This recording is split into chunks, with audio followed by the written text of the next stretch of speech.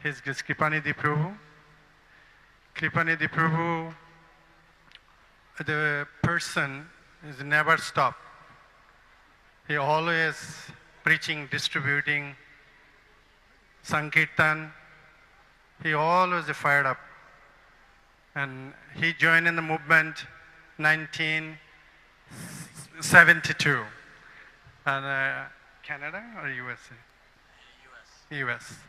So from that time, tirelessly Kripanidhi Prabhu preaching. Now been long time here in India, and especially giving his valuable time to our sridham Mayapur.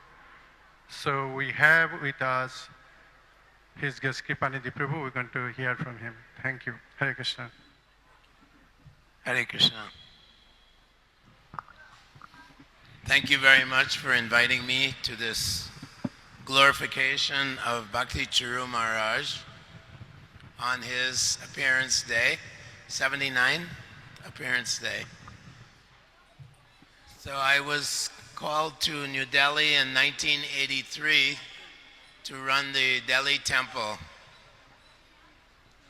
But prior to that, in 1977, when Srila Prabhupada was very ill, I was called to Vrindavan to chant for Srila Prabhupada. I was living in Canada at the time, preaching in Canada. This place is Bharat Bhumi.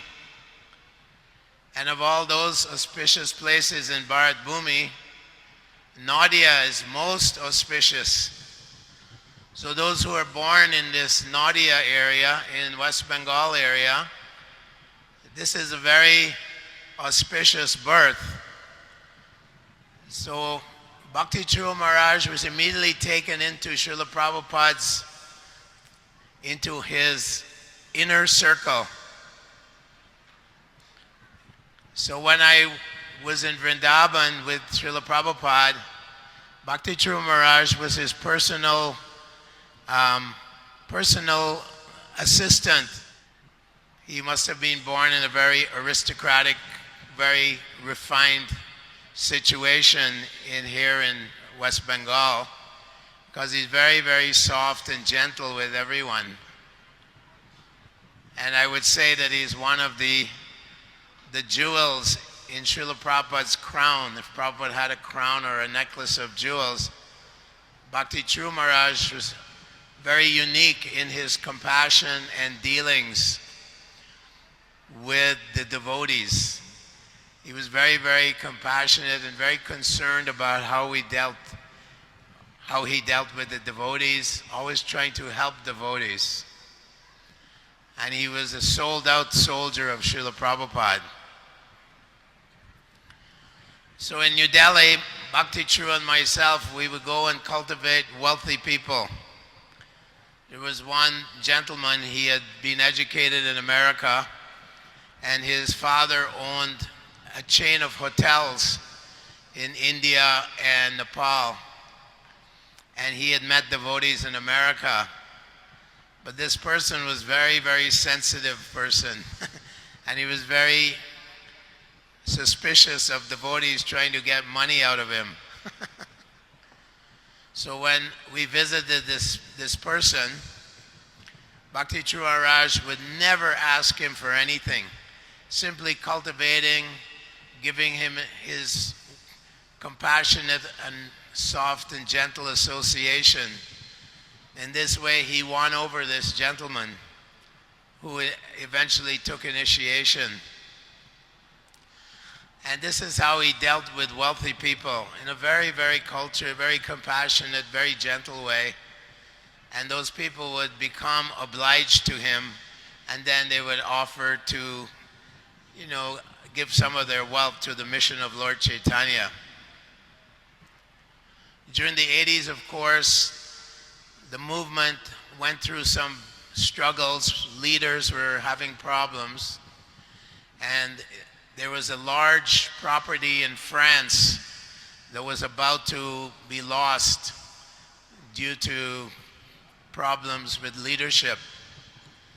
So Bhakti Charu Maharaj went on a campaign to raise funds to save that property. It's called New Mayapur Dam in France. And by his determination and by his mercy, that property, one of Prabhupada's nice properties, was saved from going bankrupt or being lost. So this is the the character of Bhakti True Maharaj, that he would go around the world trying to help the devotees of ISKCON wherever there were problems.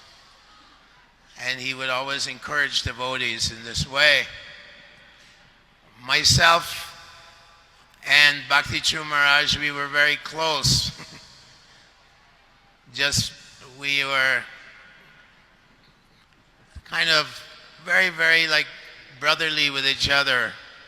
And he would always encourage me in New Delhi.